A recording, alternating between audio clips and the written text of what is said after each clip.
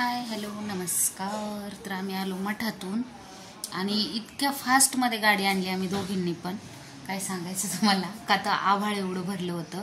आणि तुम्हाला दाखवते वरती काय कार्यक्रम झाले आमचा. काय झालं, आभाळ आलं, चांगलं गरजत वगैरे होतं म्हणून आम्ही खूप घाई आलो.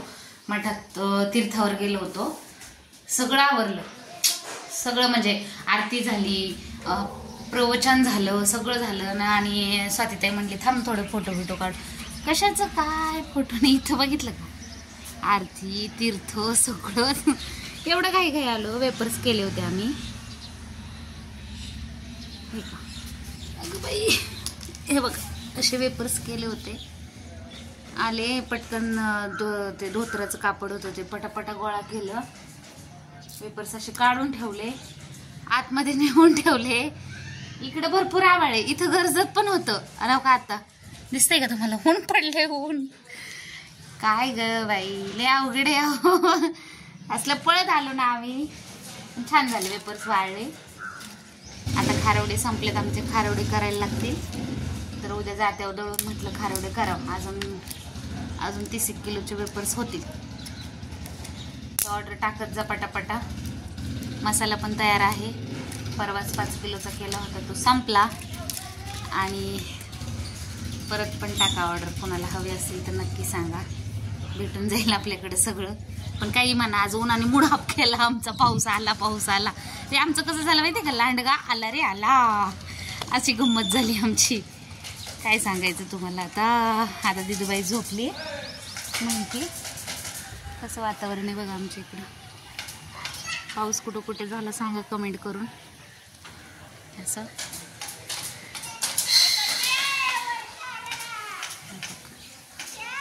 ती म्हातारी कशी ओरडते बघा. काय नाही करत, तिकडे दिसते का, ती ओरडते. काय करते म्हणून. तिला काय काम आहे, घरी बसून नसते, लक्ष ठेवून असते आमच्यावर. काय करतात पोरी काय नाही, हे चालूच असतं तिचं. तर काही नाही. व्हिडिओ कसे वाटते सांगा कमेंट करून नक्की. चला आता दिदूबाईचं बघू काय चाललंय काय नाही. हे ऊन पडलं ना. तीर्थावर गेलं ना आम्ही. दोन गुरुवार गेलोच नव्हतो दोघी पण मन शांती भेटते हो तिथे गेले की. छान वाटतं आणि मनाला प्रसन्न वाटतं. ते म्हटलेच होते पाटील आमचे की तुमचं काम चालू झालं की तुम्हाला जायला वेळच नाही भेटणार. तसंच झालं, 2-3 गुरुवार गेलोच नाही. पण मग आज म्हटलं आज आवर्जून जावंच तीर्थावर म्हणून गेलो. आणि गेलो झालं म्हणजे सगळं, पण धावपळ झाली एवढंच. खूप छान वाटतं तिथे गेल्यावर. प्रवचन जे असतं त्यांचं ते ऐकायला भारी वाटतं. आरती असते कवा तरी आठवड्यातून 1 वार देवासाठी. असं काय खायचंय तुला. दीदीला भूक लागली. आमच्या दीदीला गोड खायचं नव्हतं. आजीने शेवयाचा भात करून ठेवला.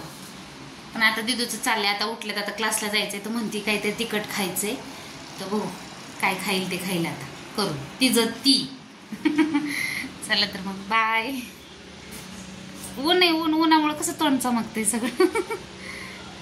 अजून थोडे वेपर्स करायचे.